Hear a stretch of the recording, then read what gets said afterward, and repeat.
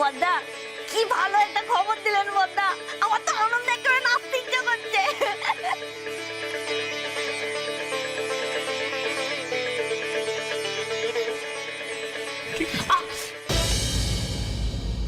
কি হলো শশী?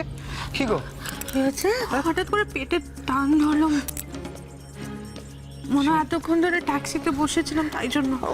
এসো এসো এসো এসো, বসবে, এসো বসো। বাবা রে বাবা, এই জন্য বলে না যে পোয়াতি মেয়ে মানুষকে পথে ঘাটে বেরোতে নেই। হ্যাঁ, পথে ঘাটে ধকল আছে, গাড়ি ঘোড়ার বিপদ আপদ আছে কত। তুমি একদম আর বাড়ির বাইরে পা দেবে না বলে দিলুম আমি। বদ্দি, ওই প্যান্ট পরে আর বেল পরে অফিসে যাওয়ার স্বপ্ন তুমি কিন্তু বাদ দাও বলে দিলাম। এখন বাড়িতে বসে শুধু বেড রেস আর বেড রেস। ডক্টরের চেম্বারে যখন ছিলাম মনে হলো বেশ কয়েকবার ফোনটা ভাইব্রেট করছিল।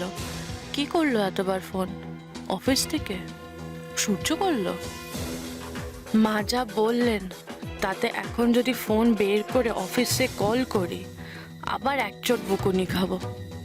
না থাক। সত্যি মা, আপনারা পারেনও বটে। আপনি বলছেন বাড়ির বাইরে না যেতে, কাকুলি বলছে অফিস না যেতে। মনে হচ্ছে আপনাদের কথা শুনে শশী উল্টে দেবে। কেন শুনবে না কেন? আমি শাওরি ওকে বলছি, দেখি তো কেমন শাওরির কথা অমানি করে। আহা, তোমাকে নিয়ে তো মহা মুশকিলে পড়া গেল। আরে বাবা, পেটে নতুন মানুষ হলে একটু আধটু অসুবিধে হয়, তা নিয়ে তো চিৎকার চেঁচামেচি করার কি আছে? তুমি মা হয়ে এটা কেন করছো আমি বুঝতে পারছি না। ছোট বৌমা একটা কিছু নিয়ে ফুট কাটলে অমনি তুমি রেগে গেলে। আর এই যে আমাদের বড় ছেলে আর বড় বৌমা মিলে যে তোমায় এত খুশি দিল সেটা তুমি ভুলে যাচ্ছ এর মধ্যে। তুমি যে এতদিন ধরে এই নিশীথের ঘরে নাতি নাতনি আসুক এই প্রার্থনা করছিলে, এবার কি হলো? ভাবো কি হলো? ভগবান তোমাকে দ্বিগুণ খুশি উপহার দিল। কি তো এত খুশি তুমি রাখবে কোথায় বলো দি?